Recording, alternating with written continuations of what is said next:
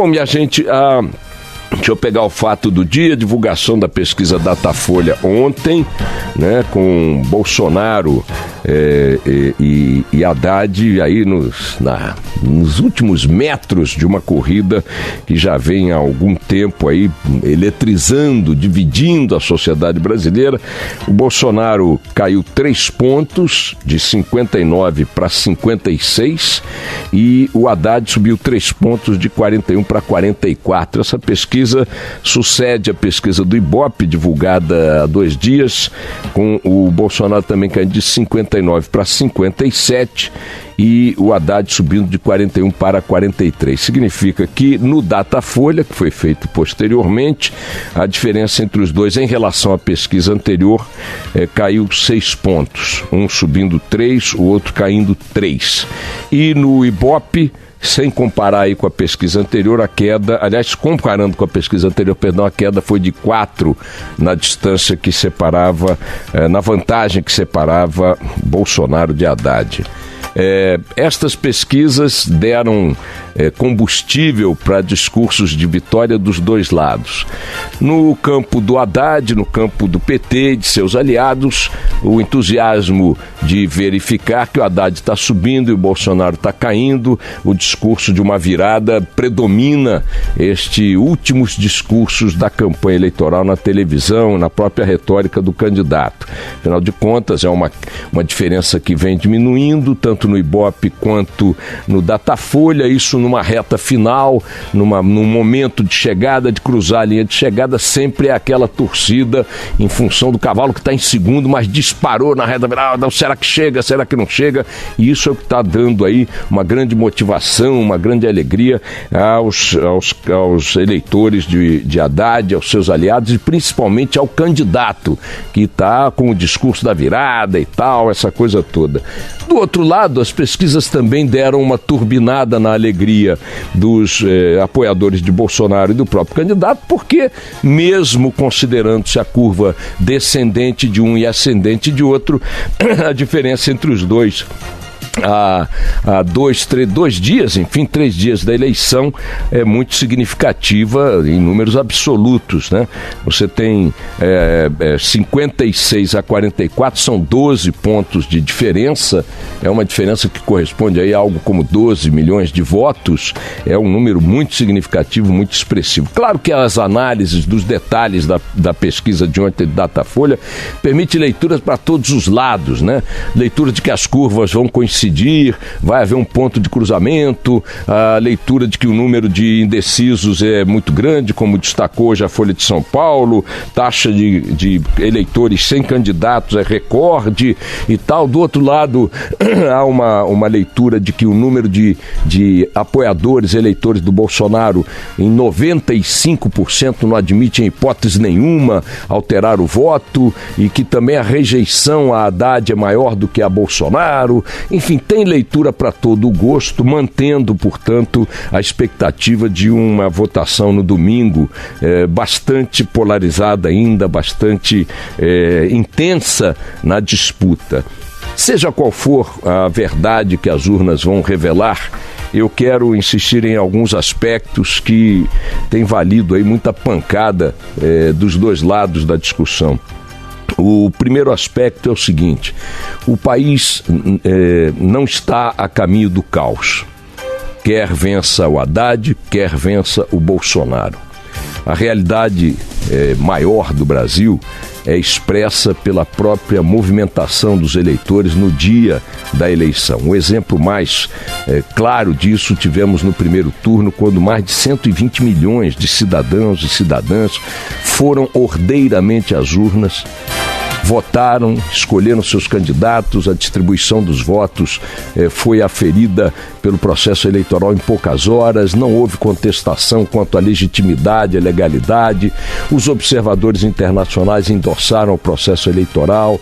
Esse discurso de fraude nas urnas é um discurso de oba-oba de campanha, de franjas do eleitorado. É evidente que qualquer mecanismo no mundo moderno, ele está sujeito a algum tipo de manipulação informação, os computadores da NASA estão vulneráveis numa medida qualquer, os computadores do Kremlin também, da CIA também. É claro que se você montar um aparato do tamanho de um monstro para tentar fazer alguma coisa que interfira no funcionamento das urnas eletrônicas, em alguma medida se poderá ter sucesso, mas esse é um processo que não está instalado, não está em curso, não existe esse risco.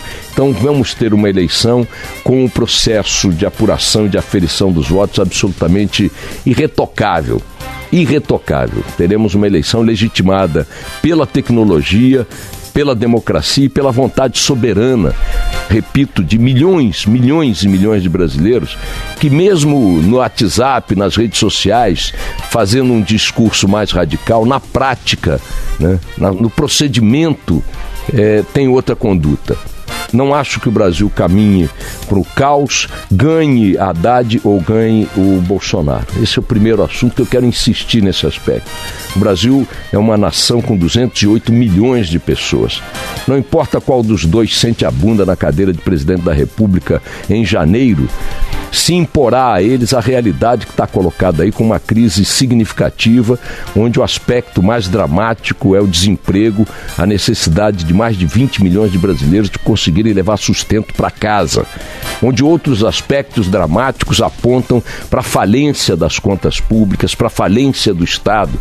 Outro aspecto dramático aponta para a falência do contrato na relação desse Estado com a sociedade. Um Estado que não funciona, um Estado que desvia, um Estado que produz pouco, um Estado que precisa repactuar seu acordo com a sociedade.